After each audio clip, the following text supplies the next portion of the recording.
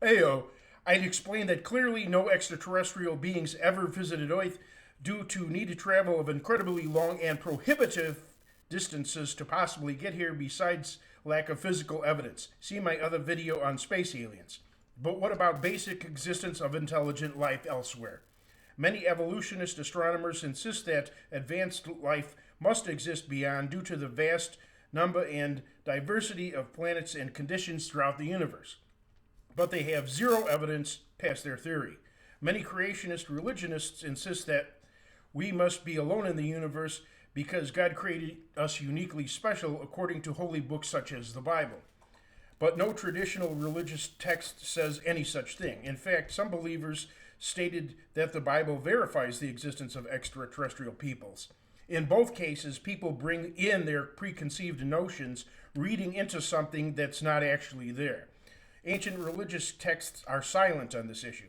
A preacher bolstered his belief that Earth, and especially humanity, is supreme and unique a different way. He correctly noted that there are no signs of any life form elsewhere in our so-called vast solar system, over 20 billion cubic miles or 32 billion cubic kilometers. He also noted that even life's necessary constituent, liquid water, seemed absent from any other planet, moon, or asteroid. His argument's fatal flaw is that the so-called observable universe is far larger, and the term observable is misleading as it's in no way observable the way our solar system is, let alone Earth. It's merely detectable. Its size is estimated at 93 billion cubic light years. That's 1 nonillion, or trillion times million times larger than our microscopic solar system. And nowhere outside our tiny cubbyhole can we rule out any possibility of intelligent life, let alone liquid water, as distances are way too great for sufficient examination.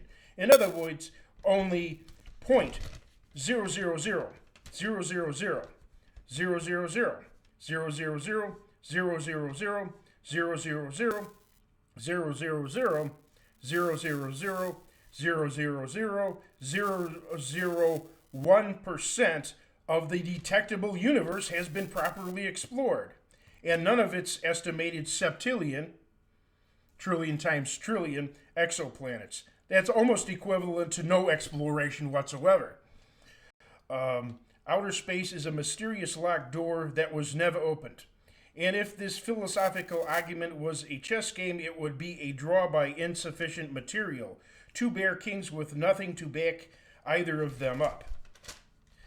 Not only is space an uncharted frontier, with every theory failing to fully explain it, people are even ignorant of earthly things, including our oceans, human nature and motivations, and our very brains. So, broken humanity, that includes you, must abandon their arrogance and become humble seekers of knowledge and wisdom. I certainly hope we're not alone in the universe. If humans are the best of dominant biological life, that would be horrible indeed. Quoting British author and Christian theologian C.S. Lewis, I look forward with horror to contact with other inhabited planets if there are such. We would only transport to them all of our sin and acquisitiveness and establish a new colonialism. I can't bear to think of it. But if we on Earth were to get right with God, of course, all would be changed. Once we find ourselves spiritually awakened, we can go to outer space and take the good things with us. That is quite a different matter.